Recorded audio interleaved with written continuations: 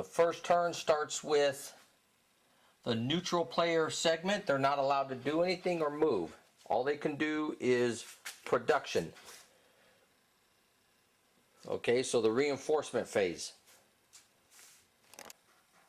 So the Prussians have one production city, and it's Berlin, just showing you right there, okay?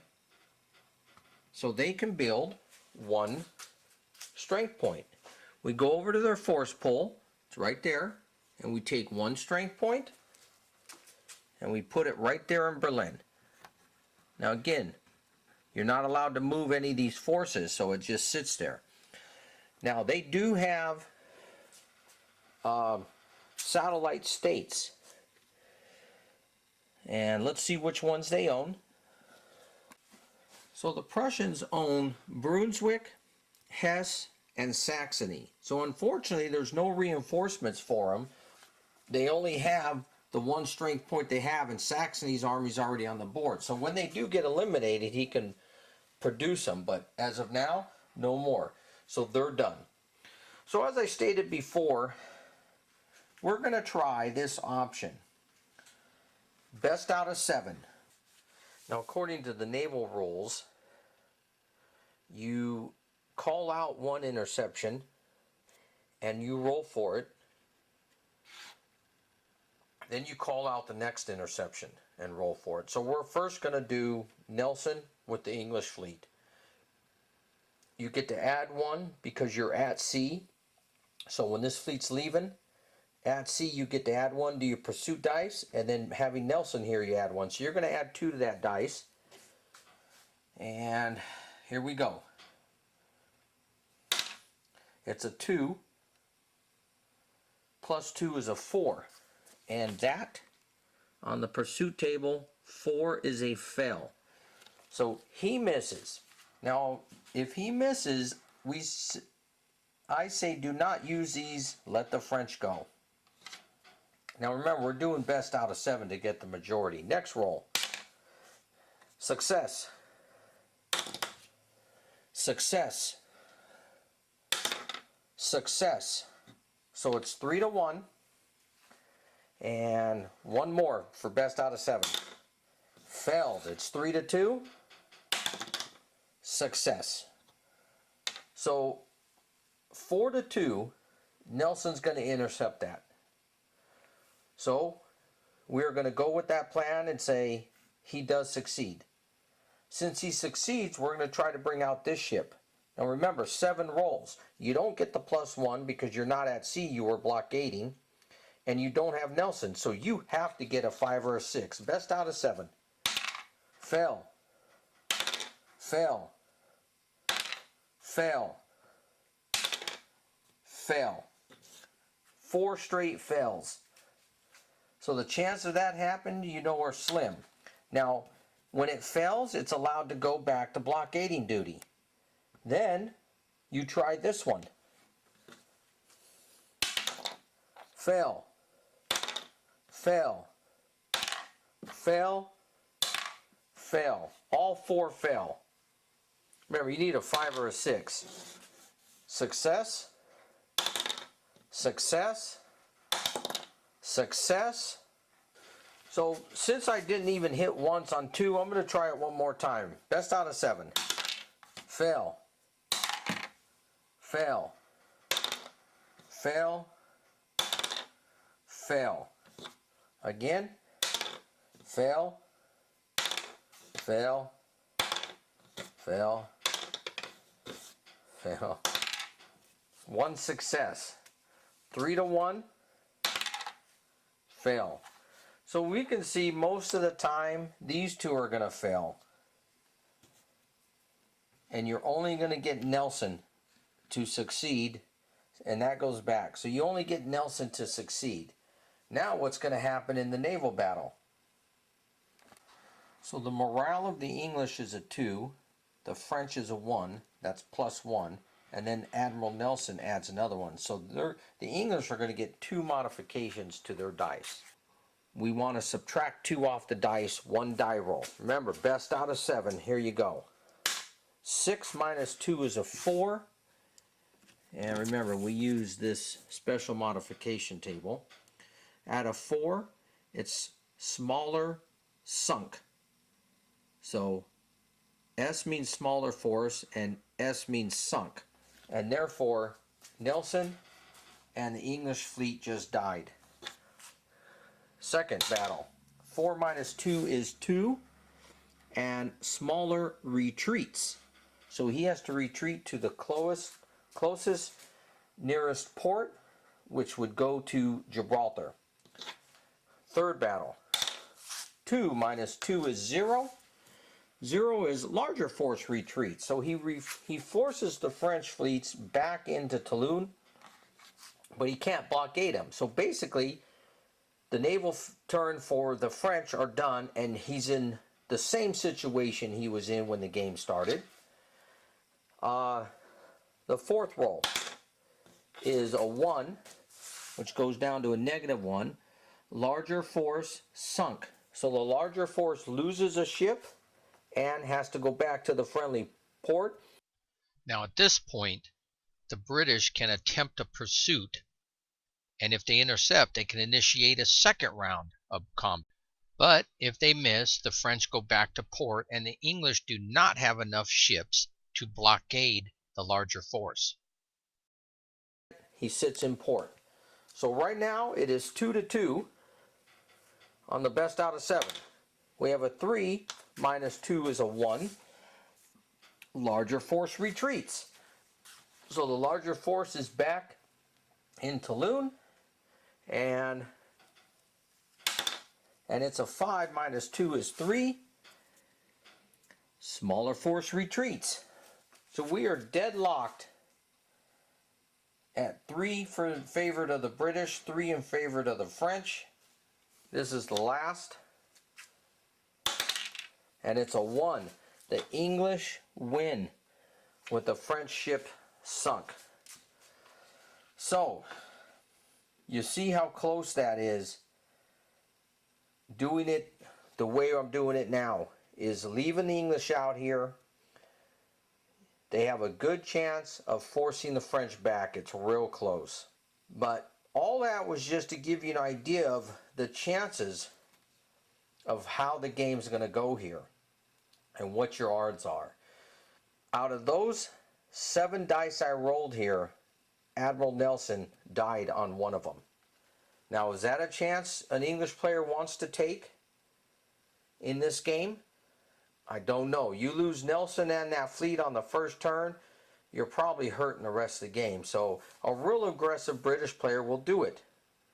If you're not so aggressive, here's what we suggest. Nelson and his fleet, and start it in Cartagena together. So now he has another ship with him. That way, no matter if he loses a ship or not, Nelson never gets sunk. Now, we bring the French fleet out. Now he has to attempt interception with that force, Cartagena force, before, because now Nelson's with him. So you don't get the +1 for being in the sea, but now you get a +1 for having Nelson there. So let's try to pursue from here with 2 English ships and Nelson. Add 1 to your dice. Best out of 7. 6. That's going to be a success. Second time. 4 becomes a 5. Success. 3. That's a fail. 3. That's a fail. So it's 2-2. 4. That's a success. 3-2 in favor of the British. And the British win 4 times out of that. And they succeed in intercepting the French. And now it's a battle of 3-2, giving a 2 modifier to the English. Best out of 7.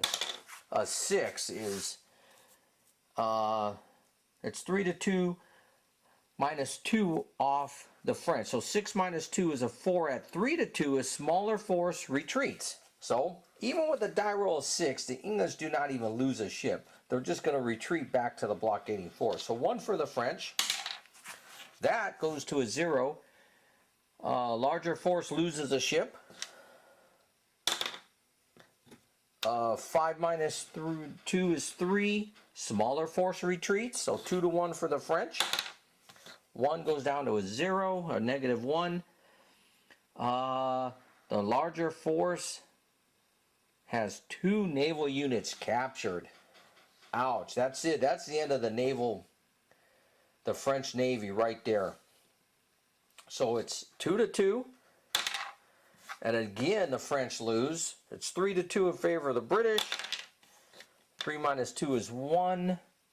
Larger force retreats, and that's it. So this, in our example I just played for you, was the best way to go. You never lose, Nelson. You will intercept majority of the time, and you will win the naval battle majority of the time. So I believe those are the 2 ways you as the English player will play this. You decide. You either start with Nelson in the sea and try to intercept with the other 2 forces by themselves, or you start Nelson on Cartagena. So that's the example. When we start the game, we're just going to pick one and do it. And what I pick as the English is to start Nelson and his fleet at Cartagena.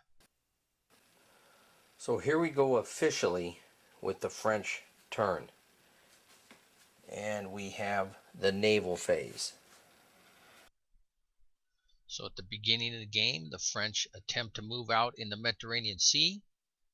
Nelson from Cartagena and 2 fleets that he's with attempts to pursue. The French stop. The English attempt to roll on the pursuit table. Remember, they need a 5 or a 6, and since they weren't at sea, they don't get that modifier, but they still get a +1 modifier because of Nelson. And here's the roll. 1 to the dice. 5 becomes a 6. And it gets pursued. We get a naval combat. The higher force is the French on the 3 to 2 table, and he has to subtract 2 from this dice. And it's a 4, which becomes a 2. 2, 3 to 2, larger force retreats. Now after this battle, the French fleet must retreat to a friendly port, so they'll go right back to Toulon. The victorious fleet has an option. It can attempt pursuit again and do battle, which I'm not gonna, because the chances of me losing a French fleet is small, but it's still a chance. And I had successfully did what I wanted to do, and that is force the French back to port. Now I have the option, if I do not wish to pursue it, I can just follow it and blockade it in that port. But in order to blockade, you have to have a force that's equal or larger than the enemy force you are blockading, and I do not. Now unfortunately, I had to leave this blockade duty. Now the rules aren't clear.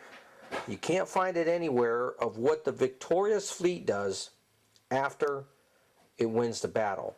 Under naval combat in the rules, it'll tell you, under it can pursue and attempt another round.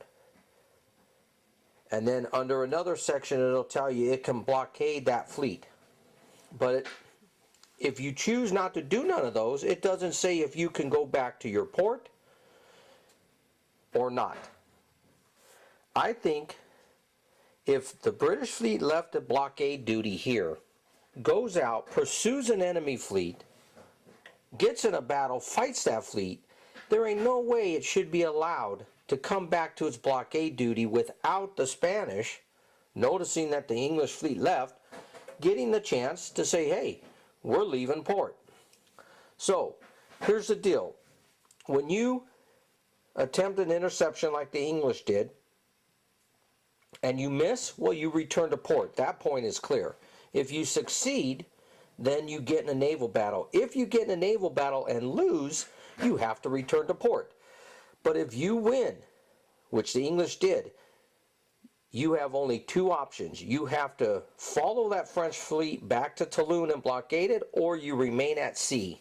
And that's the way we play it. So the English fleet is remaining at sea, And even though we succeeded here, we did free up a Spanish fleet to be free to do what it pleases on its turn.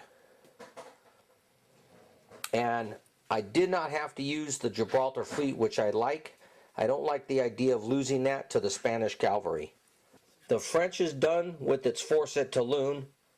Now we're going to decide what to do with the Spanish fleet. So the Spanish fleet, it would be real easy just to send it to Toulon because the Nelson fleet cannot pursue anymore because they already pursued a unit and got in combat. So then you would have 4 fleets here outnumbering the English by 2 to 1. But the English would just bring over the Portuguese fleet and get right back to the odds where they are right now. Now remember, why are we trying to control the ocean? We're trying to control the ocean so that you can't transport troops around production points. And so to me, we got to concentrate on that key. So there are the transports for the English, and they're going to want to bring production points to Prussia to help get them in the game. Therefore, I think the Spanish fleet is best served to go up that way. So to enter from the port, to enter the sea zone is 1, go to this sea zone is 2, and then we want to get in this side because we don't want the transports going to Prussia.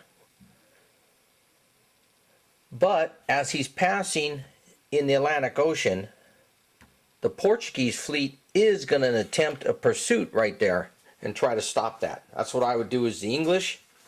Force this back to a port and blockade it. Since he was not in the ocean, he doesn't get any modifiers. He needs a 5 or a 6. And it's a 2, and it misses. He goes back to the port that he came from. The Spanish goes on, and the Spanish will just stay in the sea zone. Because if you just stay at sea, the other ships can't just conduct combat at you. When you decide to move is when they pursue you and conduct combat. So that's what the French will do. We want to keep the transports from getting to Prussia, and actually we succeeded in that in the first turn. So the naval phase for the French is concluded. You go over and you look at your turn sequence. Attrition phase is omitted. The alliance phase is omitted on the first turn of the scenarios. The reinforcement phase. So the French receive 4. Remember, our special house rules state that I don't roll the dice for every country. Every January and every July, the builds will be doubled. Because really what you do on reinforcements is every turn you roll the dice. If you get a 6, you double your reinforcements. I just give it to everybody twice a year. So they get 4. I'm going to give some reinforcements, 3 of them to Napoleon here, and 1's going to go to Mermont. But then after that, all the reinforcements are going to be back here to beef up my defenses and watch Prussia. Minor states are in groups. This is Western, Italian, German, and Baltic. You can only produce 1 reinforcement from the entire group. So even though there's 4 nations here in production cities, you can only do 1. And so we're going to do Naples, because Naples is occupied by regular French forces, which means that it is now belongs to France. So I added 3 reinforcements on Napoleon and added 1 to Mermont. Now remember, the Austrians set up 3 mobile forces here to make it more difficult for me to cut them off. But my strategy is to try to cut off this force while getting as far down the Danube as I possibly can. Now I can't find a rule anywhere that says I'm allowed to cross the Prussian territory there, the satellite state, so I'm not going to do it. So let's start with movement. I'll just go over some movement. Messina. What I'm going to do is move Messina's force. You're allowed to cross a river if it's at a city and not get penalized on movement points. So we're at a city, and we're going to go 1, 2, 3, right there. If I force march 1 using our house rules, units of morale value of 2 can force march 2 hexes inside, can force march 1 hex outside. So they can go 4 freely. But these are Italians and French and they're outside. And morale of 1. So we're just going to go to here.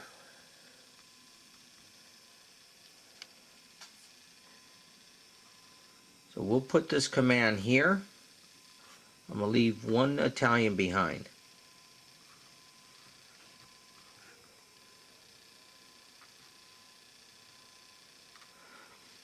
Okay, now the leader can continue moving on. And I think I'm going to move Messina on. So it goes 1, 2, 3, 4, 2 to cross the mountain, 5, 6, 7, 8 to there.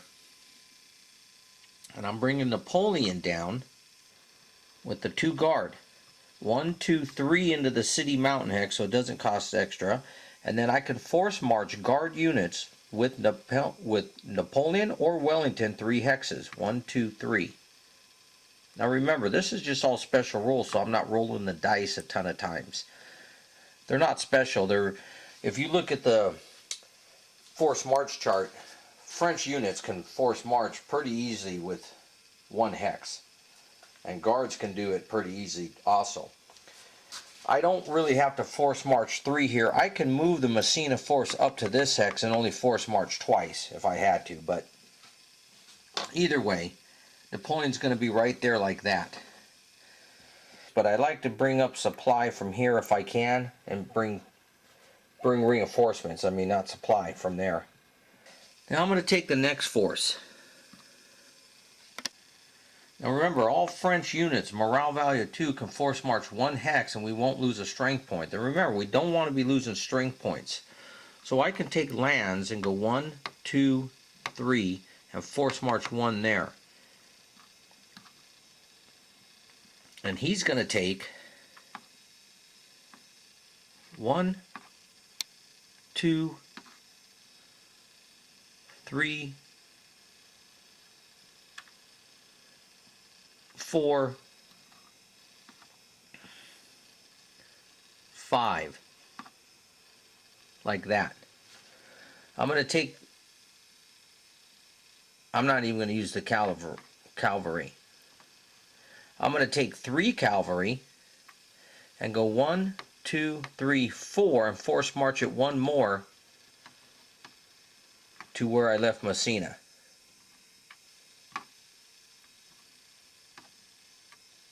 Now lands who came out with those 5 are going to carry 6 more and drop them off right there first.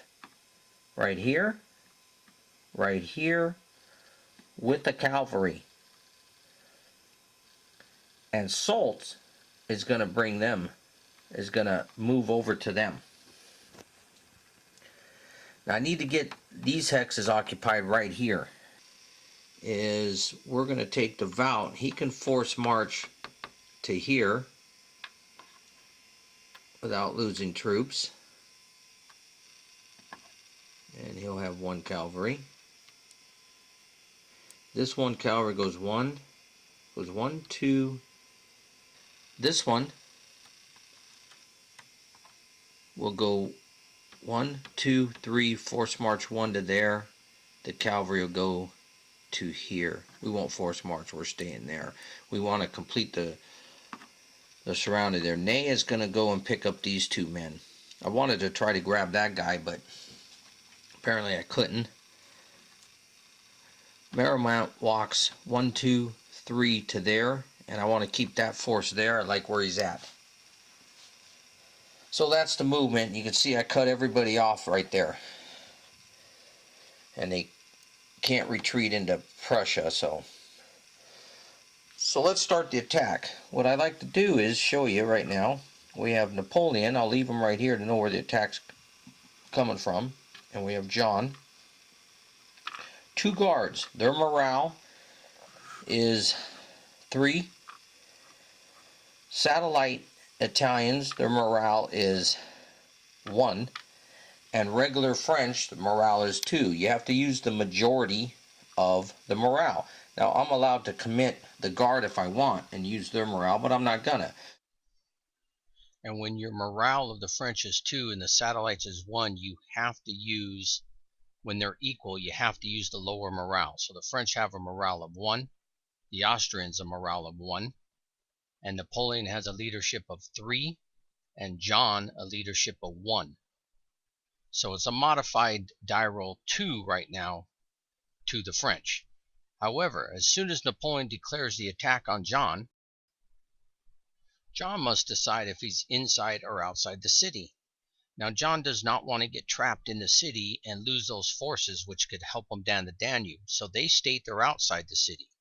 And since it is a mountain region, they get a 2 modifier to the mountain region. Therefore, this attack is going to be modifieds are evened up. So you calculate the odds, which it's 2 to 1, and it's a 12 on the 2 to 1 table. If you look over at the chart, it's 10 plus whatever modifiers you may have had, but here we don't have. You go to this one, and you go on this table, the total strength of the small force. The small force had 4, and it says 1. The French will lose 1 strength point. It has to come off. 50% of your losses have to come from the force that you use. The force that you use the morale from, which will be the satellite from. The Austrians have a D3. You see the smaller force gets a D3. You go down here on D3, you go up to a 4, and he loses 2 strength points. If you're demoralized and you lose more than 1 strength point, 1 has to be a cavalry. So you lose 1 and 1. So the Austrians lose that. And then with the D3 result, it drops the Austrian morale to 0. Therefore, they must retreat. And they're going to retreat right there into the mountains on the trail. Now, since the French have more cavalry than the Austrians will lose another strength point. Because if the enemy has more cavalry, when you retreat, you lose another point. So, now we want to have 9 strength points or less here with Napoleon when we advance into that hex. So we got 2, 3, 4, 5, 6, 7, 8, 9. And we have exactly 9. So that's the way that stands. All battles have to be declared when you start the combat. It was this one, and this one. I don't declare this one, so I can withdraw the Austrian forces right there. Because the Austrians are out of supply. There's a lot of little rules that hurts your opponent if he's out of supply. And one of them is I can tell them where they are going to retreat to when they're out of supply. That's why I don't hit this cavalry hex, and I'm going to make them all retreat into 1 hex, which is easier for me to surround them next turn or this turn.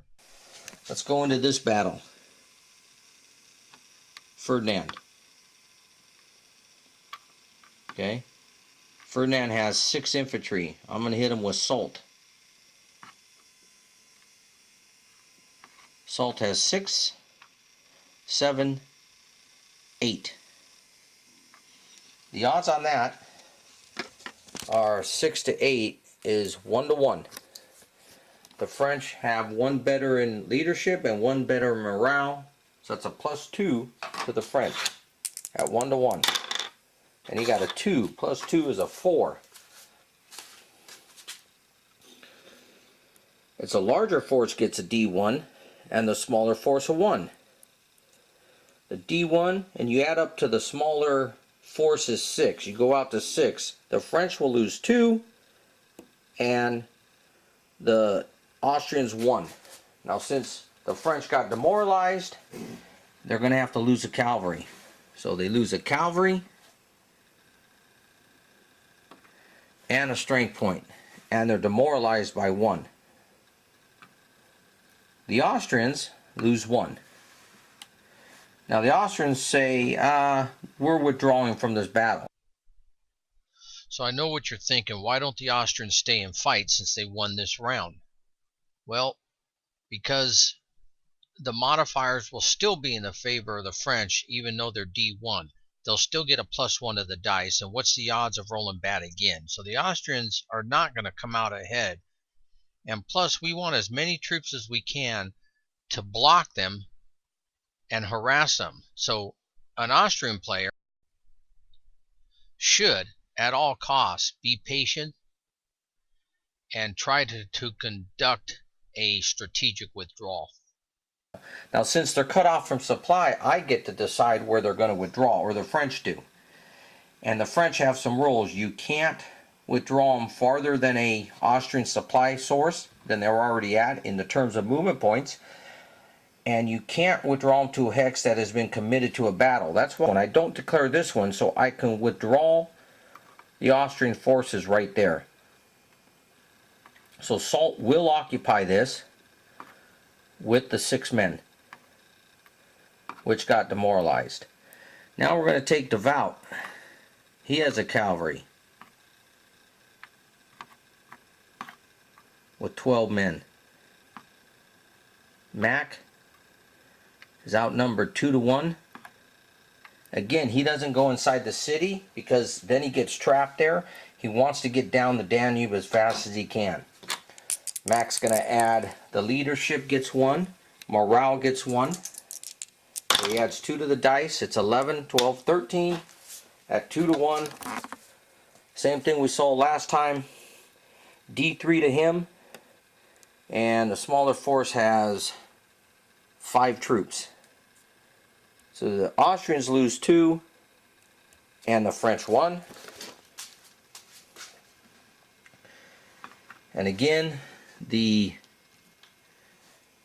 French have more cavalry. So the Austrians are losing 2 and then 1 more to the cavalry. And then he'll withdraw with a D3 right where I put the other guys. Those battles are done. I'm going to take this force and attack Ratisbon. Now here he can go inside the city because he's probably going to lose a strength point, so it don't matter. We might as well double him. So if I double him, I'm using 1 force is staying behind. Now remember, in the movement phase, I moved next to Ratisbon. During the combat phase, I have to declare all my attacks. I declare the Bavarians attacking Ratisbon. When I go to conduct that battle, then the Austrians decide if they're inside or outside the city. If they're outside the city, then we conduct the battle from one hex to another. If the Austrian says he's inside the city, then I advance the army on top of the city hex. And then I can decide to either besiege that or assault that. And I'm going to assault it. And therefore, the defenders are doubled. My morale there are satellites 1. His is 1, so that's even. The leadership 0, so it's an even battle. And it's an 11. At 1-1. It's a D2 to that force. He only has 1. He loses 1. And the Bavarians will lose 1. So I've taken Ratisbon, but I did not get Munich. After the combat phase, all the markers come off anyways. So all the demoralization stops. The battles are done. And the French combat. Now I'm taking my time on this first turn just to show you the movement and supply and combat, how it works. That's why this one took a little bit longer, and I might do it for the second turn or third. But after that, eventually, I'm just going to conduct all the moves and combat off screen, and then come back and show you how it turned out to speed things up.